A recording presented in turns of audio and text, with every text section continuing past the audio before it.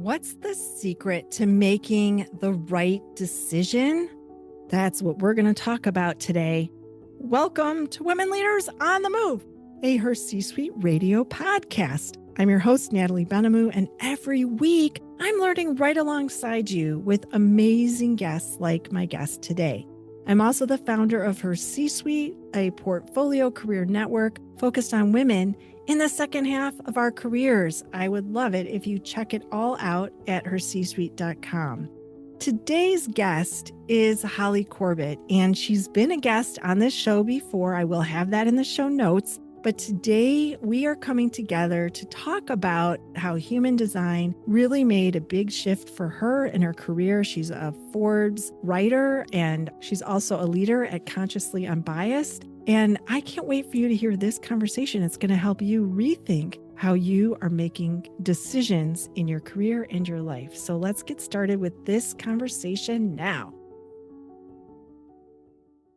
Holly, I'm so excited to welcome you to Women Leaders on the Move today. Thanks for being on the show. Love talking to you, Natalie. I could talk to you for so long. We finally had to hit record because I couldn't stop thinking about all the questions I had. And I'm like, we have to let the audience listen to this.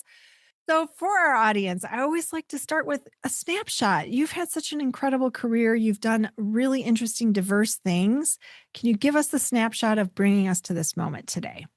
I've always been fascinated by people and by their stories. And so my background is in journalism, which is all about storytelling, but it's really about storytelling through the lens of facts and data and research and studies. And I got my master's degree in journalism, and my first job was at Condé Nast, where I was the assistant happiness editor at Self magazine. So that was kind of my boot camp, working at Condé Nast as my first job. I don't know if you've seen The Devil Wears Prada. Condé Nast was the company that movie was based on. And I really loved what I was doing there in terms of writing about psychology and fitness trends and health trends. But the common theme was I always interviewed and included real women's stories within these articles.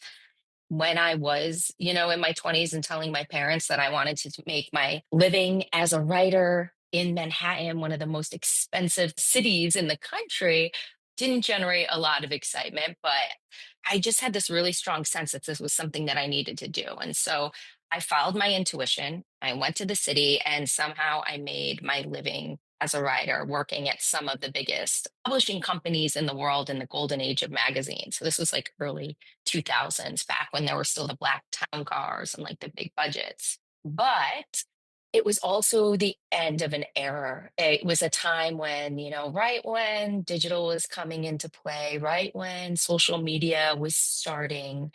Even though I loved what I was doing, working as an editor and a writer at magazines, I could kind of see the writing on the wall and that the business model was going to need to change. And so that's when I kind of parlayed into content marketing, thought leadership for CEOs. And so that's when I discovered I could ghostwrite, which was kind of like being an actress, because it was like putting yourself in the shoes of another person and also into the voice of another person. So again, common theme, telling stories in a new way. And then everything kind of changed for me at one point. It was, I think, July of 2018 when a shift happened or an incident happened that it not only changed the way I worked, but it also would lead to an identity shift for me. So someone asked me to give a talk on empowering women to use their voice. And that was right up my alley. I was all about, helping amplify the voices of women leaders. It's one of my biggest passions. When a woman came up to me after the talk, her name was Kira Doyle of Meeting Your Magic. She was a human design reader. She asked if I knew about human design. I did not. Never heard of it, but she asked if she could do a reading for me. And that was a big yes, an intuitive yes.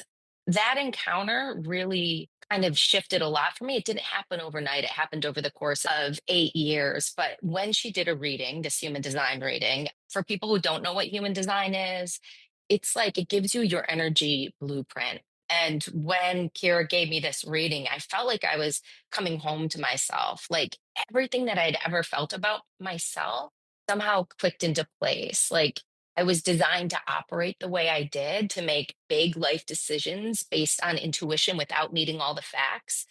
And up until that point, I was always like, oh, am I being impulsive or should I get more information? But my human design reading validated that like I was really meant to follow those intuitive hits. And so that was 8 years ago. And when she did a reading for me and she also did a reading for my husband and my kids, it felt like it made so much sense. And it began this kind of obsession where I just was up all night reading human design books. And my husband would come in and be like, why are you doing this? And to be honest, I didn't know. I just felt pulled to learn. And I really wanted to understand why and how human design seemed to be such a powerful representation of a person's energetic blueprint. So got certified. I needed the credentials to back it up. I got certified in quantum human design up to the highest level, level 4, with Dr. Karen Curry Parker. And now today I'm incorporating kind of telling women's stories. I'm really targeting women in midlife who are in leadership or ready to step into leadership because I think it's so important right now. We have more women who are, stepping up and leading us to help create the world that we want to see. And so I'm telling stories through Forbes Women, and also telling stories through the lens of human design to help people better understand who they are and step up into their full potential. So many things are going through my head. So first, I'm going to just go back in time because I did an internship at Marie Claire in Paris. I'll just share this quick funny story. I was supposed to work at Vogue, went to Paris. I was in a business program through Michigan, and I get to the Vogue office, and it was like, and you are? And I'm like, no, no, I'm supposed to be here. And they were like, no, you're not. So when I saw The Devil Wears Prada, I'm like, literally, it was like that. So I ended up at Marie Claire, which ended up being a great experience. I wrote my French honors thesis on 30 years of fashion through that. The whole magazine experience. I know what you mean about the golden era because that really was a completely different time in our lives. And it's great that we have that shared synergy, which I had forgotten about that. So thanks for reminding me. Bring us back to today. I think what's so interesting about human design is it really does help guide our understanding of decision making and how we interact with people. And for women, we tend to carry things that we don't need to. What have you seen with people once they understand if they're a manifesting generator or whatever they are, projector, whatever it might be? What is that transformation like for women that you see? I think the biggest thing is that kind of confirmation. Like, I mean, women know, like, you come into this world and you've got your parents or eventually your boss or just society trying to tell us that there's like this way to be successful. There's this way to lead. But when I read human design charts for women, so often I just see this like wave of relief wash over them, and then it's followed by like this excitement, like, yes, that is me. And places where they might have questioned themselves start to make more sense. And I think when that happens, you get that confidence. You don't have to leak your energy or waste your energy trying to think, oh, is this right? No, you are designed that way. And I think human design can be really complicated. I got very overwhelmed with it in the beginning, but it doesn't have to be complicated. There are some key parts of the chart, like how you make decisions, that can really impact you in real life, in the real world, in your everyday, to help you navigate through with like less resistance. So, for example, like I'm splenic authority, which means I just get these downloads where I know things. And for so long, felt like people would question, like, well, how do you know that? So I really struggled with that part of myself. But once I saw my human design chart, I was like, oh, wait, that's why every time I knew something and I followed it, it worked out. It just really gave me that validation. And yeah, there are women who may be emotional, meaning they have to wait to write out their emotional waves instead of just react in the moment. It's different for different people. But for me, the biggest value of understanding your human design chart is understanding these like archetypal themes of energy that you always have with you and how to make the big life decisions. I'm not saying like which sandwich to get, but when it comes to like which job to take, who to partner with, which collaborations you should follow, that decision making authority becomes invaluable to know. So much of what we do comes down to decisions. Which path are we going to take? I talk a lot about building what's next, picking out what your path is. And when you have something that can help you understand how you're making the decision, clarity happens. And you don't have that moment of hesitation. And maybe you do, depending on your type of, depending on how you process information. But I think in this day and age, feeling confident and believing in ourselves, and we've just been conditioned to not have that confidence, that this really boosts it. Like you were saying earlier, like I know that that's the way I'm supposed to be doing it. Have you had something happen personally where now that you understand it, you made a decision and it made sense to you the way that came out? Yeah, I can give you two examples. As I look back on my life, there was the one decision where I met two women in media when I was working at Condé Nast, and we made a pact that we would quit our jobs and travel the world for a year. And I remember people telling me, oh my gosh, like, no, that's career suicide. If you just quit your job and travel when you're at Condé Nast, like the publishing company that like so many editors and writers are trying to get into, you're never going to get another job. But something in my heart or my inner knowing was like, this is an opportunity. This is a time, a small window in your life when you can. And it's not like it happened overnight. We saved up for 2 years to be able to travel together, living off $30 a day back in our 20s, our late 20s, to travel around the world. And actually, if I had ignored it, I would have missed a tremendous growth opportunity, a tremendous opportunity to expand my worldview and see how other people lived, other women in particular, because I'm always looking at, I'm always paying attention to that when I'm visiting other places. It worked out for my career in a way that I could not have known. There were no facts to guide me to this point, but we kept a blog. This is back in 2006, 2007, before, everybody had a blog and HarperCollins was looking to blogs for the next book idea. So we got a book deal out of it. Jerry Bruckheimer optioned the movie. So did Warner Brothers. Like it never got made into the movie, but the options happened. It created a new career path of travel writing for me. So that was one example of like this really intuitive, like, yes, this is a hard yes for me. Don't know how I'm going to, live off $30 a day. Don't know what this is going to mean like on my resume, but I did it anyways. And it worked out for me. A time when I ignored my intuition was my first marriage. I knew when I was walking down the aisle that it was not the right decision for me, but everything looked right on paper, and it seemed to make logical sense. And I ignored that inner knowing. So I would say those are two big examples where in life, especially in these disruptive times as leaders, right? We're in transition periods, a changing geopolitical climate. Nobody knows what's happening with AI, tariffs on, tariffs off, whatever it is.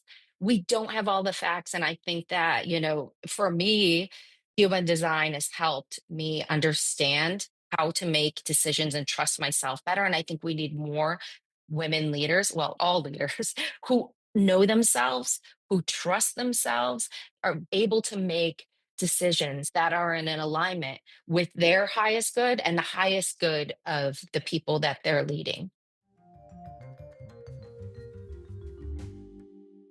Hey, it's Natalie, and I wanted to pop in and personally invite you. If you are feeling siloed or trying to figure out what's next, we have a portfolio career network built around you. And I would love for you to visit it at HerCsuite.com and join us. We have women that understand your path, and all of our programs are built by women leaders for women leaders just like you. Check it all out at HerCsuite.com. And let's get back to this program now.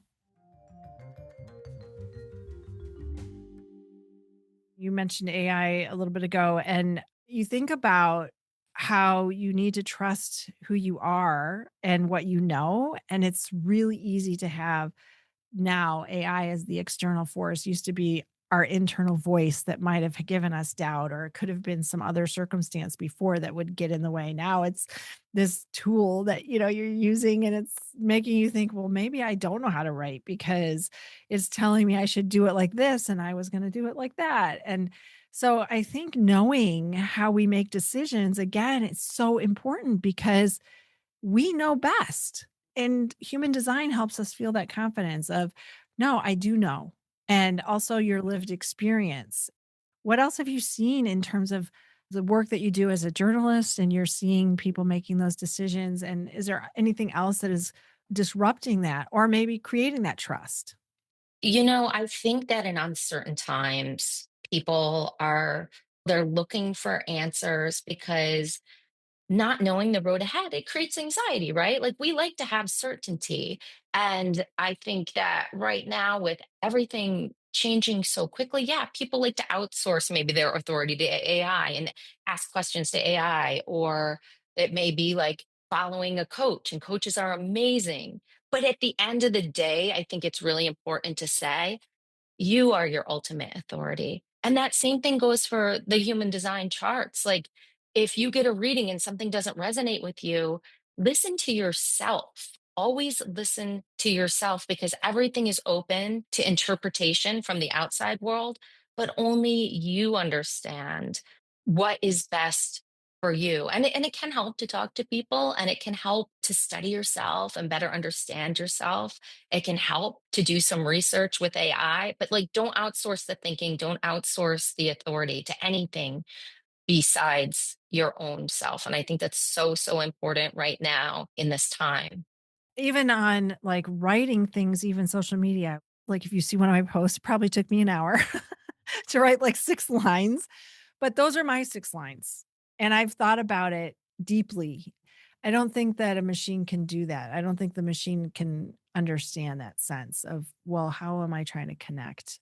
You're exactly right. Like, I don't think people want more content. Just because you can create more content doesn't mean we should. People have so much content coming at them. What's going to stand out in this world of the constant onslaught of content is that heart centered messaging, right? That message that maybe took you an hour to write, but it's from you, it's from what you authentically believe. And it's quality, not quantity. It's heart centered, not just, fed into AI. And I think more and more of us are going to be able to tell the difference. And we're going to resonate with the people who are putting their time, putting their thought, putting their heart into the messaging that they're creating. That's what's going to connect with people. In the work that you're doing as a Forbes writer, writing articles, what are the leaders that you're talking to in this time of constant uncertainty? What are you hearing from them? As I've been talking to more and more women leaders, like the workplaces that we're working in, the systems that we're working in, they're not sustainable. And so we need to redefine what leadership is. I mean, I've been thinking a lot about this as I'm watching women, and I love to write about women who bet on themselves, women who trust themselves above all else, even when people are telling them they can't do what they're setting out to do, or saying there's too many obstacles, it'll be too hard. Like, my passion is telling these stories of women who bet on themselves. So I think what I'm seeing is kind of like, I wrote down these 5 pillars the other day as I was thinking back on all the stories and all the research that I've done, is we really need a redefinition of value. That's step one. We need to redefine what is valuable. Like, if a company is making millions of dollars, they're burning out their entire workforce and pillaging the environment, is that really value? For me, I think like value is really thinking about people and planet over profit. And I find that common theme with a lot of the women that I interview. They care about that, right? They care about community. They care about their workforce. They understand that growth shouldn't happen at any cost. I think the other thing is the women that I interview who are successfully leading and driving kind of a new way forward is this self-knowledge, right? It's like they understand themselves. And I think that's where the lens of human design has really come in for me as one tool to help people better understand who they are, their strengths, where they shine, how they make decisions. That's so important. The other thing is like, most of the women that I have been interviewing are in midlife. And I really think that society has like kind of sold us this bill that like, oh, after 40, you're past your prime. And I call BS on that. Like, I think women are in their most powerful in their 40s and their 50s and their 60s, because we have the wisdom, right? We have the life experience. We are able to really trust ourselves. And I think it's a time where we're tuning out all those outside voices that maybe, like, I know for me in my 20s and 30s, I was thinking, oh, is this the right move? Like, am I doing what I should be doing? You know what? Now at 48, I don't really care. Like, I'm following the path that I feel called to follow. And it doesn't matter if you agree with me or not. It's that we need women activated in midlife into leadership because of that strength and that wisdom. Yeah, and those are some of the things I'm seeing. And then the bet on yourself, more women, representation matters, stories matter because stories shape how we see ourselves. They shape what we think about ourselves, what we think about the world. And I think the more stories we're telling of women who are driving change and betting on themselves, the more we see that as something that's also possible for ourselves when we want to take a chance. And the last thing I'm thinking of is just like the power of we, like the power of the collective. Again, stories don't happen in isolation. The more stories of women stepping into leadership and betting on themselves, the stronger our collective power and momentum to drive the change to create the world that we want to see. I'm getting all these downloads, but the one that I feel so passionate about that we were talking about before we started is this thing that I'm creating called Collab 3. And the reason is I believe the women that we're talking about, and there's a lot of women in this age and demographic, is that we don't need to be relying on anyone but ourselves, meaning as a community. So women should be hiring each other, doing business together, and collaborating. And when that happens, we're creating a whole new ecosystem and economy built around that that's independent of all the things we've been talking about, the stress, the AI, the everything else. And when we have confidence in knowing how we make decisions and how we can interact, and that's one of the things that human design helps with is who do you interact with really well? And then maybe there's some, things that aren't going to go and you're like, "Oh, well, now I understand why that happened," right? So I think collaborating and women understanding, you know what, we don't have to do it the same way we've been doing it. We're stepping into a really exciting time, I think, for women in general. And I know we may feel all these pressures around us, but there is going to be light. I just am optimistic about the light. I'm so glad that we had this chance to have this conversation. I could talk to you forever. I don't want to let you go, but I want people to find you. You're doing some really incredible things on Substack and all the places. What is the best way that our listeners can find you to learn about the things we're talking about today? I would say if you want to do a deeper dive, to definitely go to my Substack. It's Human Design by Holly. And if you want to get your chart and unlock some of your leadership strengths, I am offering a chart, a leadership compass report. It's customized to you individually when you subscribe to my Substack. That's just my offering to help more women really fully see themselves and to remember that they are their ultimate authority, nothing outside of themselves. So, my hope is that more women will get their report and really understand that and then live it out in the real world. I can't wait to include that in the show notes. It's been so great to have this conversation with you. I love all the things that you're doing and I'm so glad that our worlds keep intersecting. I appreciate you. Thanks for being on the show today.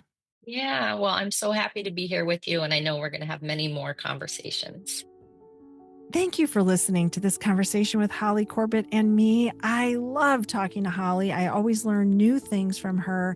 And if you are struggling with trying to figure out how to make a decision or which path to take, check out her Substack and get her human design chart so that you can start planning the way forward in your life and your career.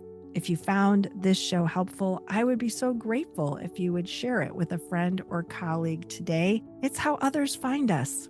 Keep shining your light bright. The world needs you.